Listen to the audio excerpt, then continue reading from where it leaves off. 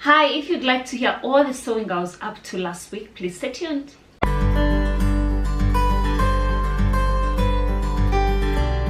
Hi lovely people, Josie here, and this is It Is Josie. I'm glad to have you back again, and for my old subscribers, thank you for always coming back. And for my new subscribers, you're welcome to this channel. On this channel I document my sewing journey and also a few DIYs and crafts videos or tutorials here and there as I get along. And if that's something of interest to you, please join the family by subscribing so you don't miss out whenever I upload new videos. You could also press the bell icon so YouTube lets you know whenever I upload new videos. And thank you for the feedback from my previous video from last week, that was weekly sew and tell episode 1, and where I shared my plans to record mini videos of what I've been up to a week before, what I've been able to sew and what is in progress. In so doing that, I get to give you information in detail. I get to share with you in detail what I've made and the alterations I've made, and I also get a chance to try on the clothes for you and you see the fit and understand why I made a few things, because I realized in the past I've always recorded monthly videos, and by the time you make a roundup of all that you've sold up in the month, you don't have a chance of trying on the clothes and actually showing everything in detail. And I thought taking just small bits of like weekly roundups, showing in detail what I did and explain to you what I did, and I realized and what I did would actually help you appreciate the entire sewing process. And I've also realized that I've got some complete beginners or people who have never sewn who watch my videos, so they will be interested in hearing more detail in what I'm up to and actually how I got around to that.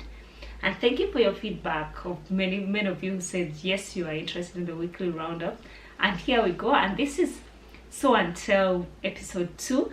And this week, like I'd shown in the previous video, I'll attach a link in the cards here and in the description box below of episode 1. I shared with you what I had made that week, and I also shared with you what I was planning to work on last week. And actually I managed to sew up those 2 items. They were quite taxing and time-consuming projects because I needed to go into making a twirl and getting the fit right. And I'm glad that I've sewn it up. And both these items are Minerva makes. This is fabric that was gifted to me by Minerva in exchange for a blog post, and that will be going on to their website this week. I'll attach a link in the description box below to both blogs, or accompanying blogs to these 2 items. And with no further ado, let me show you what I've been up to. And my first make, I've got a book here that will remind me of just a few alterations I could have made and I just forgot to mention. I just need to open it to the right page. And my first make is this dress. First of all, let's appreciate the fabric. It's a gorgeous fabric.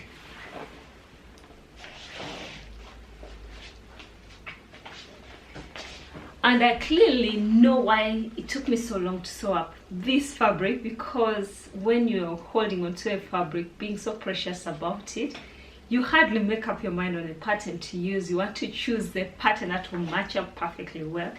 And at some point you realize there won't be that perfect pattern, but you go with something that you think will look beautiful in it.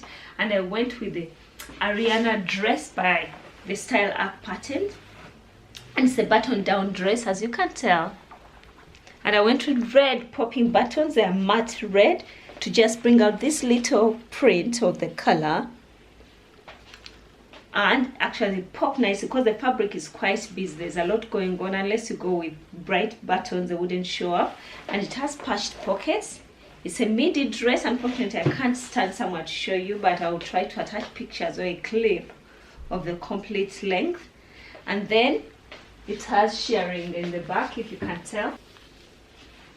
And of course, it's a midi dress. And if you might have noticed last year in the summer, there was a lot of sharing going on in this sewing community. Many people are sewing up many dresses with sharing during the summer months. And I think 2 patterns were released, one by Sovereign in their, they've got a PDF booklet, something like that, summer sewing. And then also Fiber Mod released a similar pattern. And in all honesty, if you can get your hands to one of those patterns, they will do better than the Style Arc. However, the Style Arc also has disadvantages. Why I wouldn't recommend the Style Arc patterns, they don't have instructions what they call instructions, I honestly can't call them instructions. They've got diagrams to accompany, but diagrams alone without wordings can't help. The only set of instructions I saw was when they're telling you to sandwich the sheared panel. Just sandwich, or they say sandwich the sheared panel. I wonder what you can make out of that. So you have to sew up out of memory and experience. I would equate this to doing an exam. When you're doing an exam, you just have to remember what you read before what you've read before, and that's how I made this dress. I went with memory of how I would construct a dress, how I would attach a skirt. Maybe before I go on, I understand style arc patterns are sized according to your ready to wear dress sizes, and in so doing, ideally I should have been a 4 or a 6. Ready to wear, I've always worn 4 or a few sizes. I go into 6, but my proper size is size 4. The style arc patterns are quite drafted for a wide size range. I think they come off from size 4 to size 30. And if you're buying a paper pattern, they're in 2 different size ranges. You've got a 4 to 16 and 18 to 30, if that makes sense. However, if you're buying a PDF, you have a choice to buy a multi-size pattern or a single size pattern. And don't get confused about the single size pattern, actually, because when I ordered it, I looked at my measurements as compared to that chart. I ordered for size 6. A bonus with that, when you buy a size 6, it comes with a size 4 and a size 8. So although they call it a single size pattern, it comes with a size below and the size above, so that gives you room to blend. However, the only disadvantage with that, they are individual sizes. They are not stuck together. So if you must sew up one, it's not one that you can easily blend into the other. I don't know whether that makes sense. I think the only way you can work around it is if you're going to print off the skirt in size 8, if you need a bigger one, and the body is in size 6, that you blend them together. Otherwise, they're not stuck together, that you can easily draw your blending lines. Hope that makes sense. So I'd cut up a bodice. I know now pretty well that I start by making a muslin of the bodice every time I'm making a dress. And I cut up a bodice in size 6. And if I should show you, my assistant here, Letitia, is helping us model this. Let me put her to the side here. This is my assistant Letitia. She's a custom-made dress form to my body measurements. And this is the custom-made dress form from Bootstrap Patterns. I will attach the link in the description box below if you're interested. The draft for a pattern that you sew up and then create your dress form. So now this is what I made for my toile. I toiled up size 6. And I also wanted to have a go at making the shearing. And actually, when you make the top version, it can be worn both sides. So this was size 6. Unfortunately, it was quite big, if you can tell from my dress form. It was quite big. And actually, if you use snaps, you can wear it either way around.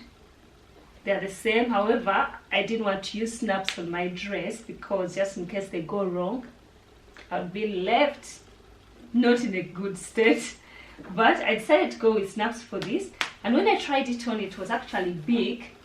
And I decided to go a size down. So I decided to cut out size 4 for my bodice again. And that's what I made. And also, one other alteration I made, these straps are quite thin. If you can look at these in comparison to the ones I have on. If you can tell, these straps are much thinner. So I decided to widen them to cater for some coverage, bra coverage. Given it doesn't do a lot of coverage, but it does better.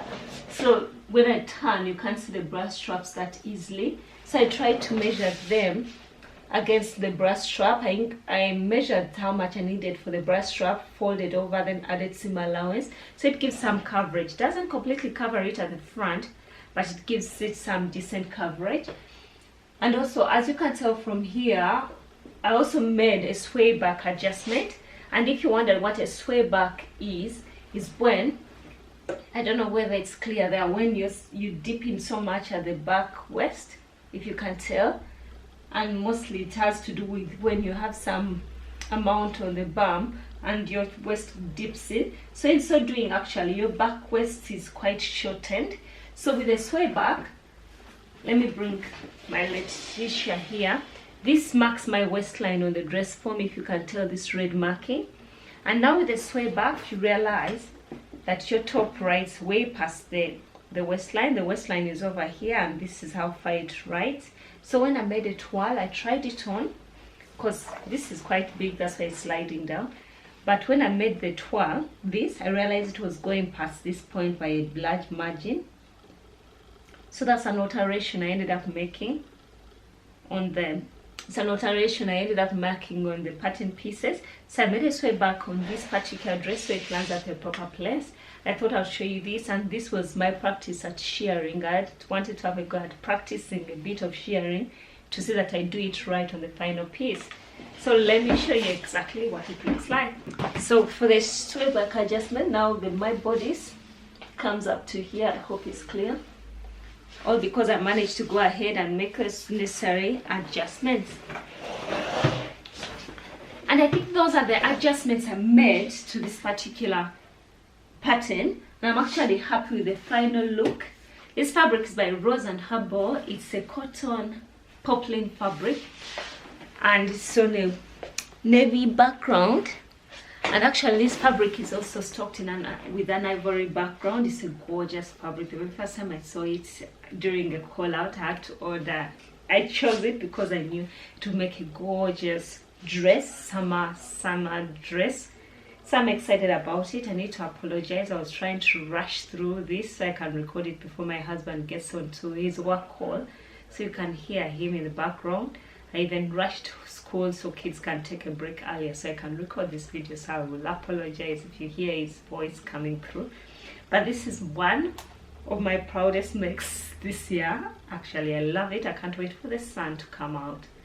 Hopefully to be a beautiful summer. I was hoping to wear it on my holiday to Africa, but let's see how that goes. I thought I would show you this dress before I change into it, so you get to see what the features are on this dress. And this was my second make. It's the by Hand London Hannah dress, and this is a gorgeous wrap dress, and it has a gentle gather. It has side pockets, in pockets, and I went with petal sleeves, if you can tell, and I made it out of this gorgeous cotton lawn fabric by Lady McElroy, which is also by Minerva. So I'll go ahead and change into it so you can see it on me in person. And this is the next dress I've changed into it. It has a wrap. I don't want to show much. So the sleeves. And this is the by Hand London Hannah dress in this gorgeous fabric. This fabric gives me vintage vibes, and actually it's the one I held most precious for the longest time, and I couldn't come around to choosing a pattern for it because it's a cotton lawn, so it's also not as thick as the poplin that I've used. So I needed a pattern that wouldn't wear it down, if you understand what I mean. So I needed something that had gentle lines, probably gathers that wouldn't be bulky. So, and actually I'm glad I went with this. It has a vintage vibe to it, and I think the wrap dress also adds the touch to it. Actually, I love it. And seeing from the mirror, it actually matches my skin color. Here we go. And I love this dress. I love the pattern. I don't know what took me so long to make it. This pattern is drafted to have, it's meant to be a midi dress, and also it's drafted with 3 sleeve variations. You can go with bishop sleeves, which are long bishop sleeves. Then you can also go with the typical short sleeves and also petal sleeves, and I went with these petal sleeves. And the construction process is actually easy to show you how to make this. As I keep, we are going vintage, let's go with all the little nice pieces to it. And for my version, I actually shortened it by 5 inches, if you can tell. I'll try to attach pictures or clips of me in this dress. I decided to shorten it up to make it a knee-length dress because I've made so many midi dresses in the past, previously. So I decided to make it a knee-length dress, and also if I was making it knee-length, I couldn't go with the long sleeves. I felt like there would be a lot going on, so I went with the petal sleeves, which I actually love, that I went with that. Then was another alteration I made, just like I showed you on this. I also made a sway back adjustment, and I'm planning on recording a short tutorial on how I do my sway back adjustments, and to help someone understand exactly what it is, because sometimes there are beginners watch this video and probably you hear me talk about a sway back adjustment and it might not make much sense to many people. But I'll try to record a video, because that's something I always talk about on my videos. I do it to pants, I do it to dresses, to tops. Yeah, so I'll take you through a tutorial. Probably I'll upload one to next week. Yeah, for someone who is interested in knowing about it. And this pattern is drafted for sizes. I have to look at my phone. And this pattern comes in sizes 6 to 34. In the past, most of the by hand London patterns were drafted for size 6 to 24, and they came with a big cup. And now they've increased the size range and moved on from 16 to 34, and that's the D cup version that caters for ladies who are full around the chest area. So if you ever need to do a full bust adjustment, at least now with the D cup, that caters for it. And they're upgrading most of their patterns actually to cater for more fuller ladies and also larger, bigger sizes. So everybody's catered for, and I'm seeing this happening in the sewing community. Among most patterns are trying to cater for a wider range of ladies in the sewing community. And I sewed up size 8, which I was happy about. However, like I said, I had first sew up a muslin for my bodies, and also a few techniques that were a bit complicated with the sewing process. That took, not complicated per se, but took most of my time, was making biased binding. I had to make biased binding with the same exact fabric, and it being a cotton lawn, it was a nightmare actually to create binding with, because it's quite soft and sewing it up. Because unless you use biased binding over here, you might have this place gaping, and you want it to just be able to seal everything inside, because you don't want exposing a lot in this area. It wouldn't be a nice feeling. And the only adjustments I made was the sway back adjustment, so it comes off right at my back waist as opposed to below where it was, and shortening it up by 5 inches. And I'm also going to attach a link to the blog post that I've written for Minerva in the description box below if you would rather go and have a read. I like how it got together, and I'm glad that I went actually with cotton lawn, which is much lighter, because if I'd gone with poplin, there's a lot of gathering going on that it would end up being bulky. Because I know someone made this dress in an African wax print fabric that she had to take out a lot of the fabric, because now African wax print is actually thicker than the poplin, so the gathers would be quite thick. And I could say that's it with what I sewed up last week. This week I'm not so sure what I'm going to make, but at least one thing I know, my eldest, my firstborn, is turning 10 on Sunday. So exciting. Happy days in the house, because it's just a joy to celebrate that your child is turning 10. I feel like it's a milestone. So I might make him something for his birthday. I might sew him a t-shirt and probably a jumper. Those are plans I've already said, but at least now I have a reason to sew up that. But whatever I'm up to, I'll be happy to show you next week in episode 3. I'll make sure I attach links to everything I've mentioned in this video in the description box below. That's the fabrics I've used, the patterns I've used, and also the blog posts that I'm talking about. And if you're interested, you can look at them, and also let me know what you think. What would you have done differently? What did you like actually? And thank you for tuning in. Until next week, please like, comment, and subscribe. See you. Bye.